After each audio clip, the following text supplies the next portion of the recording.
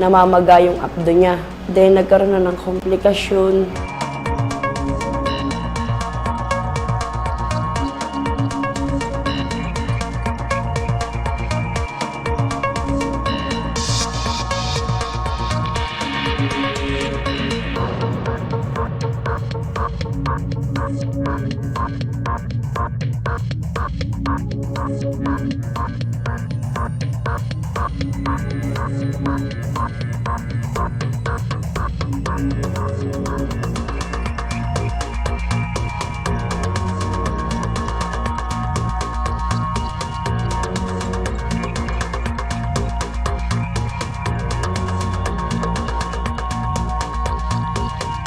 Punta ko sa bahay, wala.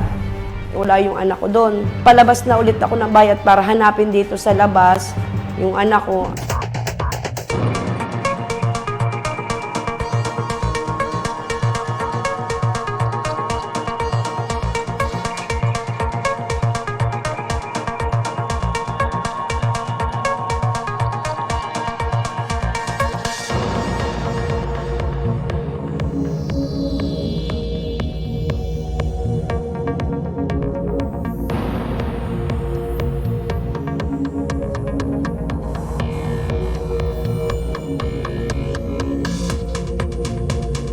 Napagod ako sa lahat, parang ganun. Bumigay yung parang ano ko, yung tuhod ko, yung isip ko, parang ganun. Wala akong nagawa kundi lang ang umiyak.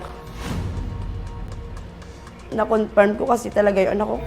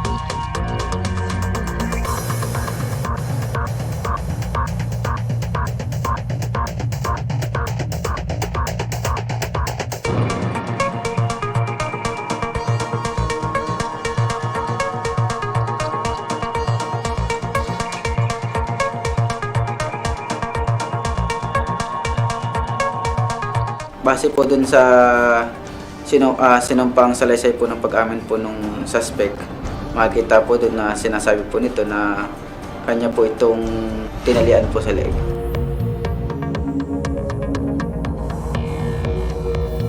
Sana pong patawad niyo po ako sa nagawa ko sa anak niyo. Sisisi po ako sa nagawa ko.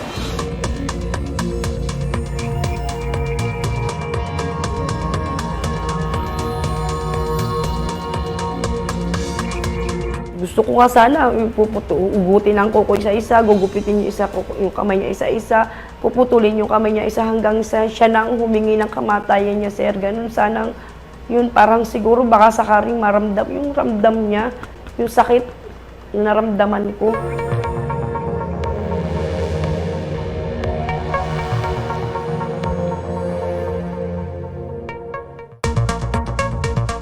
Pero may 4 pa akong anak na lahat sila nangangailangan pa sa akin. Kaya kailangan kong pakatatag. Medyo hindi talaga ako okay.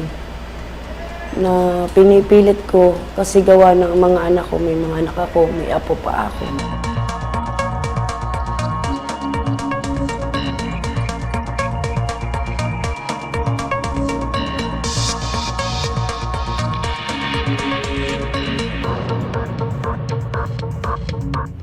ngayon matatahimik ka na. Hindi mo na mararamdaman ang sakit. Gusto lang sana na may gabayan mo pa ang papa mo na nawa kayong magkasama.